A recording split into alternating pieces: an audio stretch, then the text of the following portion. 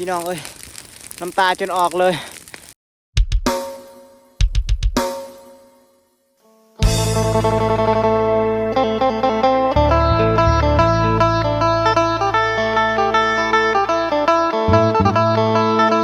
มาตอนนี้กะเปิดภาพอยู่ที่ทงหน้านะทุกคนเนาะเพราะว่ามื้อนี้จันทีกะสิมาเคลียร์ออกหญ้าที่ว่าจันทีตัดแล้วเนาะกะว่าสิมาจูดมันเลยเนาะเพราะว่าถ้าเฮาบ่ได้ตัดแบบเฮาบ่ได้จูดนี่เวลาเฮาไถมันจะยากเนาะนี่เนาะก่อนอื่นหมดเนาะกะกราบทักทายสบายดี FC เมิดสุขุสุคนบ่ว่าจะอยู่ภายในและต่างประเทศเนาะการยินดีเข้าสู่ซองบ่าวจันทีเด้อมื้อนี้กะมาคนเดียวเนาะทุกคนเนาะมื้อวานนี้มาป่านคันนี้เนาะฝากนี่เนาะนี่แล้วเนาะเพราะว่าไก่เฮาสีดำหน้าเลยเนาะมื้อวานเขาถามว่าสิปลูกอีหยังนะมันบ่แม่นเด้อเฮาจันทีมาป่านคันเนาะนี่เนาะกะสิให้ทุกคนเบิ่งก่อนเนาะทุกคนเนาะนี่เฮาสิเฮาป่านคันนี้เฮาป่านแต่อันนี้คือว่าบอลที่ว่าจุดเนาะที่ว่าแดนเนาะนี่จันทีสิไปป่านพูนหอดเพิงหอดเสาไฟพุ่นนะหันได้หอดเสาไฟพุ่นนะนี่แต่ว่าเฮาป่านนี้แล้วกำลังได้แต่ซ้ำนี้เนาะทุกคนเนาะ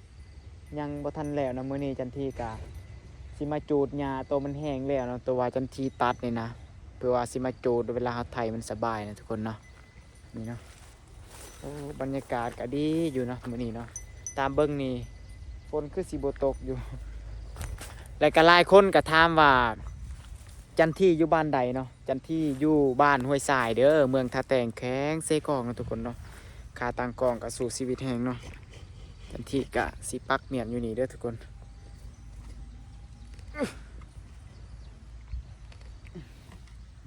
ค่าต่างกองมันได้บ่เด้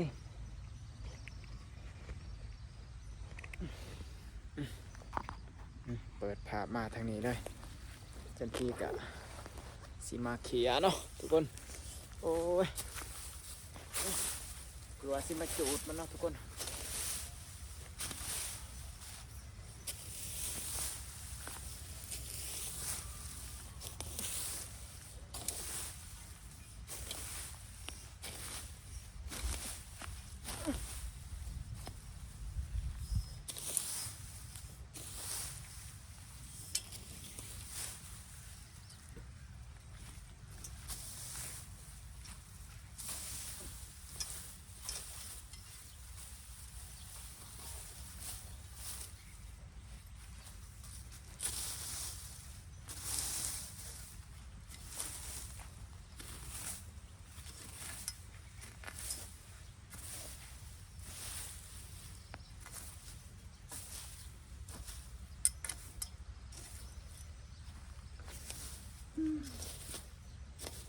มื้อนี้ลูกเมียบ่ได้มานำเด้อ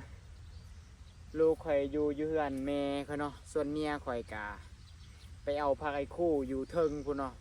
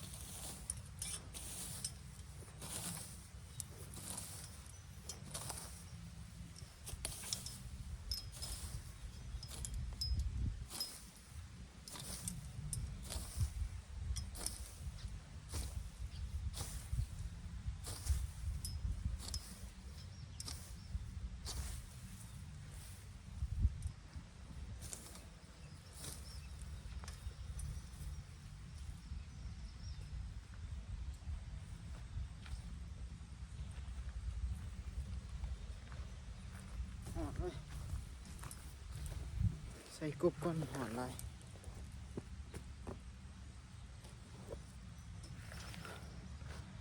ปินผามาฟังนี้เด้อ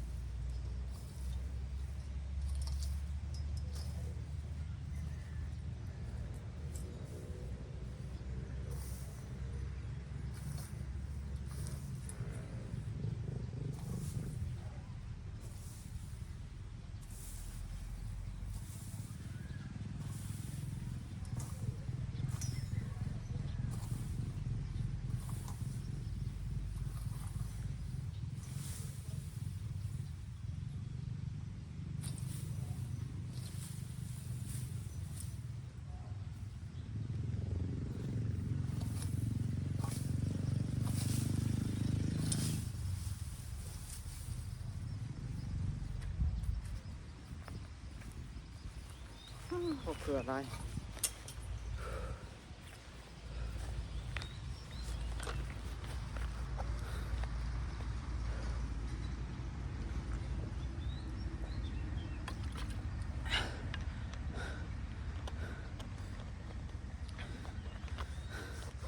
เดี๋ยวจันทีสิตัดภาพตอนแล้วเด้อทุกคนอันนี้ยังทันแล้วเนาะจันทีสิตัดภาพตอนที่ว่าจันทีจูดเลยจะหน่อยเด้อทุกคนตอนนี้กะเปิดภาพที่ว่าเขาเคลียร์ออกแล้วแต่ว่าเขาจูดแล้วเนาะนี่เนาะโอ้ไงเอ็มซึมเลยพี่น้อง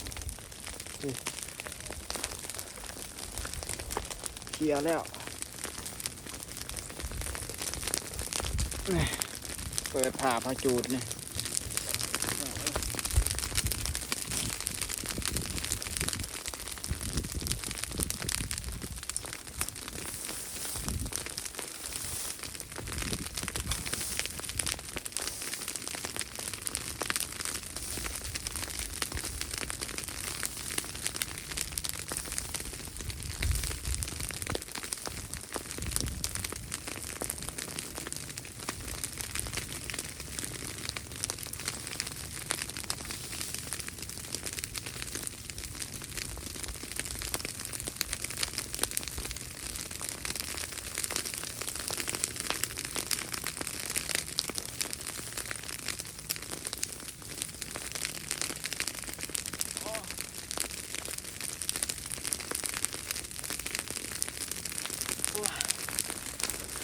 พี่น้องเอ้ยน้ำตาจนออกเลย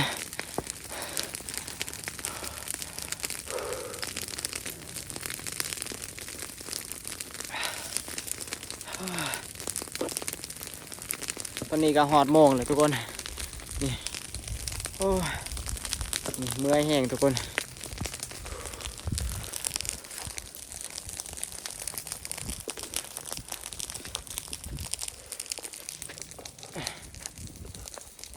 ทันทีก็สิได้กลับแล้วพี่น้อง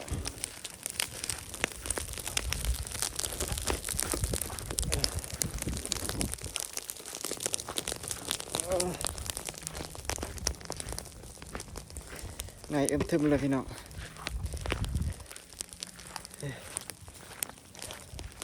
เขียฝากนี่เพราะว่าเฮาสิไทยมันทุกคนเมื่อยแห้งทุกคนแดดกระแดดพี่น้องเอ้ยจูดแล้วมันใหม่เมดเลยถ้าเฮาบ่จูดนี่เวลาเฮาไทยมันบ่เข้านะทุกคนเฮาต้องได้เคลียร์ออกหญ้าแล้วก็มาจูดมันตะกาทางนี้งามอยู่ว่าทุกคนนี่